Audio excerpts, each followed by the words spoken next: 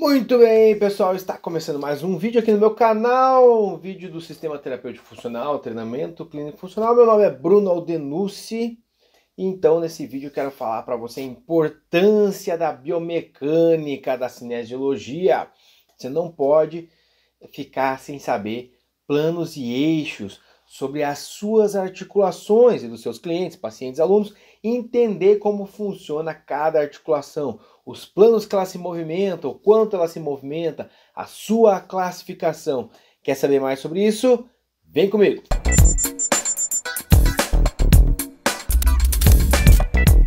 Muito bem, meu nome é Bruno Aldenucci, sou criador do treinamento clínico funcional.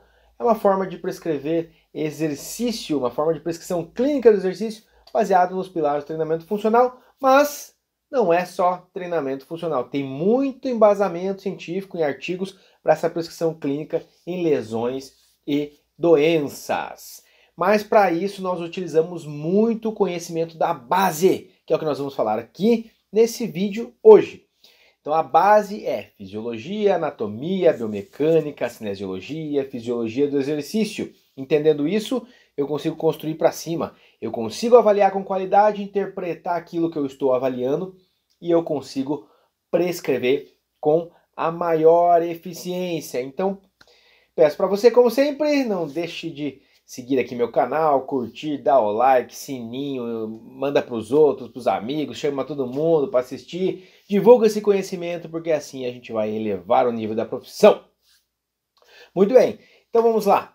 Planos e eixos. Então eu gosto de utilizar essa questão dos planos como se fosse uma lâmina cortando o nosso corpo e o eixo ele vai estar sempre furando esta lâmina. E aí fica mais fácil de a gente compreender isso. Então vamos pensar no plano sagital. É uma lâmina, pensa uma folha que corta você aqui ao meio e o eixo ele vem e fura esta folha, certo? Então esse eixo que está furando essa folha é onde as articulações vão se movimentar. Então se eu tenho um eixo que está furando essa minha folha que está cortando aqui no meio, né? Eu tenho um eixo que vai entrar aqui no meu ombro. Eu tenho um eixo que vai entrar aqui na minha cervical. Eu tenho um eixo que vai entrar no meu quadril. Quais são os movimentos que eu consigo realizar nesse plano de movimento? Então vamos lá, articulação cervical ou da coluna como um todo, flexão, extensão. Ombro, flexão, extensão. Quadril, flexão, extensão. Joelho, flexão, extensão. Então você já conseguiu entender que no plano sagital realizamos flexões e extensões. Ok? Simples assim. Então, por que a gente está estudando os planos? Eu sei que eu faço flexão e extensão no plano sagital, eu preciso avaliar o meu paciente e meu aluno nos planos. Então, eu vou avaliar ele as flexões e extensões. Ok? Vamos passar para o próximo. O plano frontal ou coronal. Uma folha, né, uma lâmina me cortando aqui no meio, entre a região anterior e posterior, e o eixo vem aqui, ó, tum, né, entrando bem no centro dessa lâmina. Então eu vou fazer os movimentos de flexão lateral ou inclinação lateral com a minha coluna, o eixo entrando aqui no meu ombro, eu faço abdução e adução, no meu quadril, abdução e adução, né, o tornozelo dá para fazer lá inversão e eversão, ok? Então eu preciso avaliar meu paciente, o meu aluno, os movimentos de abdução e adução.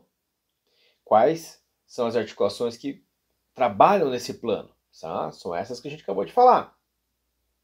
O joelho vai trabalhar na abdução e adução? O joelho não. O joelho não participa. Né? Então a gente precisa entender os planos para conseguir avaliar e o que tiver fora dos padrões considerados como normalidade, nós vamos buscar. Plano transverso, então eu tenho uma lâmina que me corta no meio, né, me corta aqui, e eu tenho um eixo, então, que vem aqui, ó, um eixo no plano transverso, né? Ó. Então, o que eu vou fazer aqui? Ó, rotação. Rotação cervical, rotação torácica, rotação lombar, rotação no quadril, rotação no ombro. Tudo que é o eixo axial, plano transverso, nós fazemos rotações. Então temos algumas articulações que fazem rotações, acabei de comentar, e ainda o joelho também, né? A gente tem um eixo, a tíbia faz a perna, né, faz a rotação em relação à coxa. Se você estiver com o joelho flexionado, você tem o eixo aqui em cima do plano transverso e você tem essa rotação do seu joelho, ok? Então é muito importante, mais uma vez, a gente entender para avaliar. Se eu tiver uma alteração em algum movimento de alguma articulação de algum desses planos, eu vou influenciar a minha funcionalidade, principalmente naqueles movimentos que envolvem esse plano, ok? Então nós temos na literatura, se você não sabe, busca lá o livro da Amélia Pascoal Marques, Manual de Goniometria. Lá tem a referência em graus dos ângulos de movimento, né, de cada articulação e de cada movimento. Por exemplo, do ombro, flexão, extensão, abdução, adução, rotação interna, rotação externa. Você vai lá, vai buscar entender isso para você conseguir avaliar e buscar a normalidade nos seus clientes, ok? Uma coisa que é muito importante agora a gente entender e analisar, já sei quais são os planos, sagital, frontal, transverso, já sei a sua importância tanto para avaliar quanto para prescrever. E agora eu vou comentar um pouco mais sobre as articulações isoladas. Antes disso, só comentar um pouquinho sobre os movimentos. Falamos da avaliação, mas os exercícios. Se nós vamos trabalhar com algumas articulações, ou com a maioria das articulações, em mais de um plano durante o dia a dia, é interessante a gente prescrever exercícios mais de um plano. Então, no treinamento clínico funcional, nós utilizamos muito essa premissa de exercícios uniplanares para multiplanares.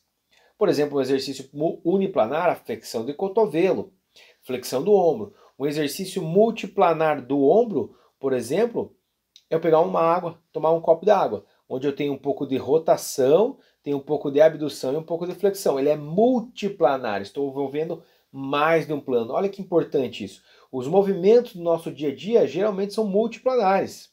E a gente acaba treinando só uniplanares, músculos isolados. É importante as duas coisas? Com certeza. Primeiro, desenvolver um plano de cada vez, ter a consciência corporal, ganhar mobilidade, desenvolver, treinar aquela articulação naquele plano e depois integrando vários planos até que seja multiplanar. E aí fazer exercícios multiplanares, né, que vai ser muito importante, muito funcional para o seu paciente ou aluno. Por isso que a gente usa muito no treinamento clínico funcional. Muito bem, vamos lá falar de articulação por articulação, né? Então, cada articulação tem as suas características. Tem articulações que são mais móveis, articulações que são menos móveis, tem articulações que não são móveis. Então nós temos a classificação de artrodiais, anfiartrose e sinartrose, né? São as classificações articulares que nós temos. E aí dentro das articulações móveis nós temos vários tipos, né, de articulação. Nós temos a articulação do tipo celar, que é tipo uma cela, né? Como articulação temporomandibular. Nós temos a articulação do tipo gínglimo, que é do tipo dobradiça, como uma porta. Então eu tenho a dobradiça, igual ao joelho, né? Eu tenho as articulações do tipo bola-soquete, diartrodiais, bola-soquete. Então ela tem mais movimento, olha só que interessante. Nós temos as articulações do tipo trocoide, que é pivô. Né? Então eu tenho um eixo e ela faz esse pivô. Como a articulação do joelho também tem esse pivô aqui, né? Inclusive, nós temos esse movimento de pivô exagerado, a ruptura aí de algumas estruturas, como o ligamento cruzado anterior. E nós temos aquele teste, o pivô shift, né? O nome já diz, você vai fazer uma torçãozinha ali, né? Muito bem, então é importante a gente saber classificar a articulação. Esquece um pouco esses nomes, se souber os nomes legais, legal, porque você vai às vezes ler alguma coisa e falar, putz, o que era gínglio? O que era trocoide? O joelho é o que tipo de articulação? O tornozelo, o quadril, como é, né? Mas o mais importante que você tem que lembrar sempre, eu espero que você saia daqui desse vídeo sabendo isso, e se você não captou tudo, vai lá, volta e assista esse vídeo de novo, quantas vezes necessário, para você entender que nós temos articulações que participam de um plano, uniaxiais, temos articulações em dois planos, biaxial, e temos articulações triaxiais, poliaxiais, ok? Entendendo isso, eu sei que quanto mais planos de movimento essa articulação se movimenta, mais móvel ela tem que ser, ok? Então, eu tenho que avaliar essa articulação biaxial em 2 planos de movimento. Quais são esses planos? Vamos usar o exemplo do joelho. Ele é gínglimo e trocoide. Gínglimo é do tipo dobradiça, ele está no plano sagital fazendo flexão e extensão. Então eu vou avaliar no plano sagital a flexão e a extensão. A extensão do joelho, ver se ele estende completamente, né? A amplitude do movimento, e a flexão, se ele chega, se não me falha a memória, a 135 graus, pelo menos. Ok? Muito bem. E aí ele tem um outro plano que ele trabalha, que é o plano transversal, né? O plano transversal cortou aqui, ó. Então o eixo está aqui em cima e o joelho faz esse movimento de rotação. Ele é trocoide, ele é gínglimo e trocoide. Então esse movimento de rotação, ele tem também, se não me falha a memória, 10 graus para rotação medial e lateral. Ok? Então eu preciso entender e avaliar para ver se ele tem a mais ou se ele tem a menos, né? Se ele é hipermóvel ou hipomóvel. E também para eu trabalhar, né? Trabalhar com esses planos. Eu sei que a rotação do joelho, ela é bem importante. Eu tenho alguns músculos que trabalham aí. Por exemplo, o músculo poplíteo é muito importante nas reabilitações, nos programas de reabilitação de ligamento cruzado anterior, por exemplo, né? Tá? E eu tenho a flexão e extensão também, falando do ligamento cruzado anterior, fez a cirurgia, o enxerto, vai rigidez, perder a mobilidade, enfim, né? Mas se é hipermóvel também, eu tenho que tomar cuidado, porque se ele é hipermóvel, eu posso ter a lesão desse ligamento aí, né? Então eu preciso avaliar e preciso trabalhar em 2 planos. Mas quando a articulação ela trabalha em 2 planos, ela é mais móvel ou menos móvel do que uma articulação que trabalha em 3 planos? Ela é menos móvel, porque ela vai trabalhar no plano, né, no caso joelho sagital, flexão, extensão e trocoide, mas ela não faz isso aqui, ó, abdução e adução. Então ela tem menos mobilidade que uma articulação coxo-femoral, por exemplo. A coxo-femoral é do tipo bola-soquete. Ela vai fazer abdução e adução, quadril, né, faz a flexão e extensão, faz a rotação de quadril, e ainda, somando tudo, todos esses movimentos, faz a circundução. Então, uma articulação mais móvel. O que eu estou falando isso, né? Como eu sempre digo em todos os meus cursos, vídeos, lives, tudo que você já me viu, ou você que está começando agora, quem me assistir, eu sempre trago conteúdo aplicado à prática. Adquirir um monte de conhecimento, conteúdo, nomes e blá blá blá, sem saber o que fazer com isso lá no meu paciente, no meu aluno, não serve em nada. Ler 300 artigos e não ter a menor ideia de como aplicar isso na prática não me serve de nada, tá? Então, para que isso? Quanto mais planos de movimento, mais móvel ela é. Então essa articulação precisa ser móvel. Quais são as principais articulações que eu vou dar mobilidade? Que eu vou pensar em avaliar a mobilidade dessas articulações? Eu não tenho nenhuma lesão específica ainda, que nem fez uma cirurgia de ligamento cruzado anterior. Eu sei que a mobilidade do joelho vai estar reduzida e eu tenho que restaurar. Mas de uma forma geral, sem lesões, as articulações que eu preconizo mais mobilidade são aquelas que são mais móveis. Aquelas articulações triaxiais que participam de mais de um plano de movimento, mais de 3 planos, que estão envolvendo 3 planos de movimento. São as triaxiais ou poliaxiais. Quais são estas? Ombro, lenumeral. O complexo do ombro é formado por várias articulações. Lenumeral, escapulotorácica, acromioclavicular e externo-clavicular. A glenumeral é do tipo bola-soquete. E é uma articulação que precisa de mobilidade. Então, trabalha flexão e extensão, plano sagital, abdução e adução, no plano frontal, rotação no plano transverso, somando tudo a gente tem a circundução também. Articulação coxo-femoral, como foi dito, também é uma articulação móvel. Punho faz flexão, extensão, né, desvio radial, ulnar, faz circundução, é uma articulação móvel. Tornozelo faz inversão, eversão, né, flexão, plantiflexão, dorsiflexão e faz circundução, uma articulação móvel. O joelho, já falamos, joelho é gínglimo e trocoide, 2 planos, né? Então ela já não é uma articulação tão móvel assim. A gente precisa de estabilidade.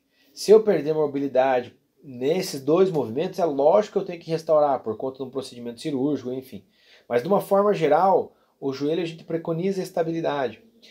A articulação torácica, ela aqui, ó, a gente usa muito os dedos, né? Então, ó, transverso, eixo transverso, vou fazer rotação. O eixo que vem aqui de frente, né, tá entrando no meu plano frontal, né? A lâmina cortou aqui, o eixo está vindo de frente. Esse aqui, ó, plano frontal, então eu faço inclinação, né, lateral. E esse eixo aqui, ó, que vem no plano sagital, ó, que a lâmina está me cortando aqui, ele faz flexão e extensão. Então a coluna está nos três planos, ó, também, né? Então quando você estiver esquecendo aí dos planos ou quiser lembrar, lembra dos dedinhos aqui, ó. Faz os três dedinhos, ó, né?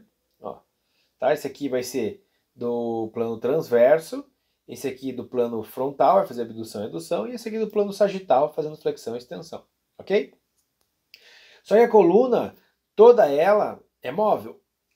A tendência é a torácica perder mobilidade. Então, nos nossos programas, ou na avaliação, no reabilitação, treinamento, a gente preconiza por mobilidade torácica. Quando eu perco mobilidade de uma articulação ou de uma região, acima ou abaixo vai compensar, vai ficar hipermóvel. O que eu faço então? Eu busco estabilidade cervical e lombar, porque a tendência é eu perder a estabilidade cervical e lombar por conta de uma articulação, por exemplo, coxa ou femoral, que tem que ser mais móvel. Se eu perder a mobilidade dessa articulação, eu vou sobrecarregar a minha lombar, ela vai ficar hipermóvel. Se eu perder a mobilidade torácica, minha lombar também fica hipermóvel. Então a gente preconiza por estabilidade. Por mais que as articulações, né, das vértebras lombares e cervicais estarem nos três planos, a gente pensa mais em estabilidade, porque a tendência é a torácica ficar mais rígida. Ok? Então a gente tem esse macete aí para lembrar. O macete básico é pensar no articulação por articulação, né? Então é assim, se eu tenho uma cervical que é estabilidade, eu tenho a glenumeral que é mobilidade. Aí eu tenho uma escápula torácica que é estabilidade. Aí eu tenho uma torácica que é mobilidade. Aí eu tenho uma lombar, estabilidade. Aí um quadril, mobilidade. Aí o joelho, estabilidade. Aí o tornozelo, mobilidade. Aí o pé, estabilidade. É sempre um e outro, um e outro. Estabilidade e mobilidade, estabilidade e mobilidade.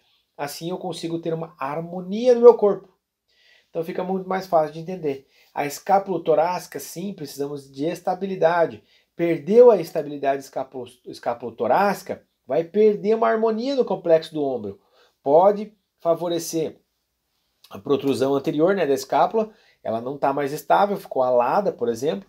Você vai ter aqui uma tendência à diminuição do espaço subacromial e, consequentemente, pode perder a mobilidade do ombro. E aí, compensando aqui, podendo desencadear lesões, mas você perdeu a mobilidade por falta de estabilidade escapulotorácica, ok? Se meu ombro perde mobilidade, que é uma articulação triaxial, a glenumeral, né? Então, eu não consigo mais fazer a flexão do ombro, porque a minha glenumeral travou. O que vai acontecer? Eu vou compensar na minha lombar, né? Fazendo mais tensão. E se eu sou cifótico, porque minha torácica perdeu mobilidade, não vai ficar assim, eu jogo a cabeça para frente, vou perder a estabilidade cervical. Se você entende esse conceito, você entende muita coisa sobre avaliar e tratar diversas lesões, ou dores, ou disfunções, como quiser chamar. Né? Que lesões, às vezes, lesões traumáticas têm uma questão um pouquinho diferente. Pode estar relacionado com essas questões de mobilidade e estabilidade, já trazendo uma sobrecarga para determinada articulação, só veio o adversário e só deu o finalzinho ali, né? Só o estopim ali, né? Só para terminar de causar o problema. Ou não, pode ser que seja um indivíduo totalmente equilibrado, harmônico, mas naquela dividida o cara veio, deu no meio e ali, lesão traumática, daí esquece essa questão de mobilidade e estabilidade em relação à lesão, né? Não em relação ao tratamento, e aí você vai pensar no mecanismo de lesão, né, como foi o trauma, para ver que estruturas foram lesionadas e aí buscar o tratamento. Mas no tratamento, por exemplo, do joelho, você tem que dar mobilidade de quadril e de tornozelo, porque senão você força o teu joelho. Não adianta só ficar pensando no joelho, tem que pensar no todo. Porque se eu diminuir a mobilidade do tornozelo, eu aumento o valgo do joelho. Então, quando eu diminuo a mobilidade de uma articulação, eu tenho uma compensação numa outra. Se eu perco mobilidade, eu perco a estabilidade da sua articulação adjacente, acima ou abaixo. Se eu tenho uma articulação hipomóvel, a sua acima ou a sua abaixo vai estar hipermóvel. Hipomóvel, acima ou abaixo vai estar hipermóvel. Não esquece disso. Isso aí vai fazer total diferença nos seus programas de reabilitação, de treinamento, de tratamento, programa de exercício de uma forma geral. A gente bate muito nessa tecla no treinamento clínico funcional. Tá vendo como é importante a gente entender os planos e eixos? Os planos de movimento, daí entender um pouco mais sobre as articulações? Porque mesmo eu não tendo uma lesão, é importante eu avaliar. A gente falou que o tornozelo é uma articulação de mobilidade, muito móvel. Se eu perco mobilidade, eu posso sobrecarregar o meu joelho, ok? Qual que é a tendência de perder mobilidade no tornozelo? É de dorsiflexão. Mas é só isso? Não, eu tenho essa questão aqui, ó, inversão e eversão. Então eu preciso muitas vezes avaliar para ver se não tem problema na inversão e eversão. Tá? Então não é só a dorsi e a plante, como muitos falam. Claro que o mais comum é a dorsiflexão, né? Mas o pessoal fala muito de restaurar a mobilidade em dorsiflexão. Faz milhões de exercícios educativos e tracionamento e alongamento e tal, só para dorse. Mas tem várias, pode existir, né, algumas condições que precisa melhorar a inversão e a eversão, né? Ou até tem uma alteração de pisada, né? Ok? Se tem uma alteração da pisada, você vai ter uma alteração ascendente, vai ter problema na tíbia, joelho, né? Que vai gerar problema no quadril gera problema na curvatura da lombar, se gera problema na curvatura da lombar, influencia aqui na torácica, influencia na cervical, entende? Um tipo de pisada pode influenciar. Se você tem um pé muito rígido, aumentou o arco plantar e tem dificuldade de fazer a inversão, porque, enfim, está rígido, você perdeu essa mobilidade, você vai ter uma inversão, uma supinação, desculpa, né? Supinação do pé, fazendo eversão, supinação.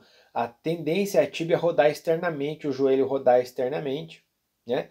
O quadril rodar externamente. Se o quadril roda externamente, chega um momento que ele não consegue mais rodar, ele traz para a retroversão da pelve, que retifica a coluna. Retificou a coluna, sofre mais com a carga axial, ok?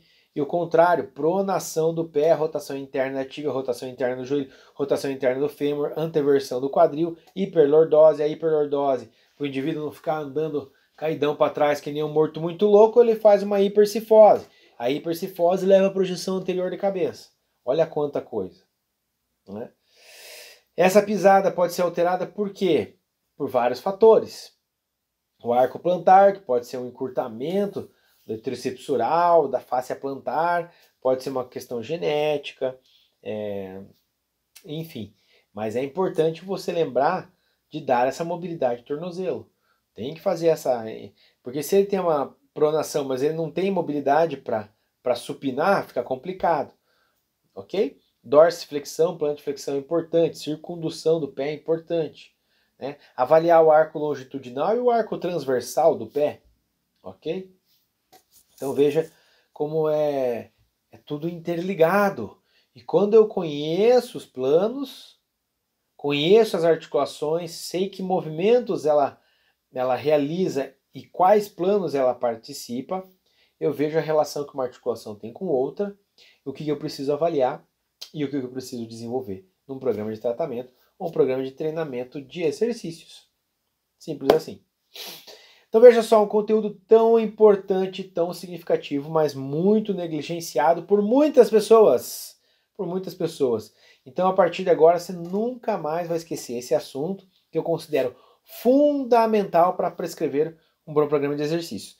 E tenta buscar se aprofundar mais na base, entender sobre isso que a gente acabou de comentar, que vem da cinesiologia, da biomecânica, da anatomia, né? Procura entender os músculos, sentido de fibras, origem e inserção. Procure entender a fisiologia, o que acontece no seu organismo, como funciona, como esses sistemas estão interligados e como que acontece, o que acontece com todos esses sistemas durante o exercício, quais são as adaptações agudas e crônicas do exercício nesses sistemas. Você entendendo a base, você vai prescrever exercícios de muito mais qualidade e com segurança, né? Então hoje a gente tem vários estudos mostrando comparação de um grupo que fez assim, outro grupo que fez assado, esse grupo aqui deu mais resultado. Ok, mas se você souber a base, você consegue resolver uma grande parte dos problemas. Talvez tenha um estudo que vai falar, esse programa aqui gerou um pouquinho mais resultado que esse aqui. Mas se você souber a base, você já vai dar resultado. Você entende anatomia, fisiologia, biomecânica, cinésio. Você já sabe que aquela articulação, se perder a mobilidade, vai interferir em outra. Vai perder a estabilidade da outra e pode ter uma lesão, uma dor. Então eu preciso restaurar isso. Eu sei que uma articulação influencia outra. Eu não posso olhar para um joelho, tratar ou reabilitar um joelho pensando só no joelho. Eu tenho que olhar as outras articulações, senão eu posso ter recidiva. Posso demorar mais para esse programa ter resultados. Então você entendendo a base, fica tudo mais fácil. Aí você vai nos artigos para tentar aprimorar ainda mais. Essa técnica comparada a essa. 3 de 12 comparado com 3 de 20. Estou inventando aqui, né? Mas enfim. Aí você consegue aprimorar mais. Mas não adianta você ficar lá batendo a cabeça, lendo milhões de artigos se você não sabe a base. Mesmo porque você não vai nem entender os artigos. Ok? Então o que a gente falou aqui hoje, nesse vídeo, é muito importante, é um conhecimento básico, planos e eixos e funções e movimentos, né? Classificações, sei lá, articulares. Fisiologia articular, ok? Então eu peço para você, mais uma vez, compartilhar esse vídeo. Isso é muito importante. Compartilhe com pelo menos um fisioterapeuta, com pelo menos um personal trainer, com um colega, com um amigo, para que a gente possa divulgar esse conhecimento. Se todo mundo aprender mais, nós vamos fazer com que todos prestem serviços melhores. E a população entende que a nossa profissão é indispensável. A população entende que somos profissionais de resultados. Com isso, você cobra mais, eu cobro mais, todo mundo cobra mais, vai ter cliente para todo mundo. Então divulga para a gente conseguir melhorar o nível da profissão. Divulga, porque você me ajuda com isso a ranquear melhor aqui e eu continuar fazendo, eu continuar motivado a gravar esses vídeos, porque o intuito é que você divulgue para a gente levar o nível da profissão para todo mundo crescer. Não deixe de curtir, me seguir aqui, né, se inscrever aqui no meu canal do YouTube, clica aí no sininho. Agradeço mais uma vez pela presença. Hoje você pode ver que eu estou num cenário diferente aqui, né? Estou com algumas coisas. Tem uma Hello Kitty aqui da minha filha, tem o Batman do meu filho. Meu livro aí atrás, quem quiser, Treinamento Clínico Funcional, tá ali, ó. Você consegue ele no Mercado Livre ou vai lá no meu perfil do Instagram, acessa a minha bio lá, você tem lá o link para adquirir esse livro. É um livro muito interessante, muito legal. Agradeço a sua audiência por estar assistindo mais uma vez esse vídeo. De novo, não esquece de compartilhar, ajuda a gente, clica aí no sininho, se inscreva, nos vemos no próximo. Um grande abraço, tchau!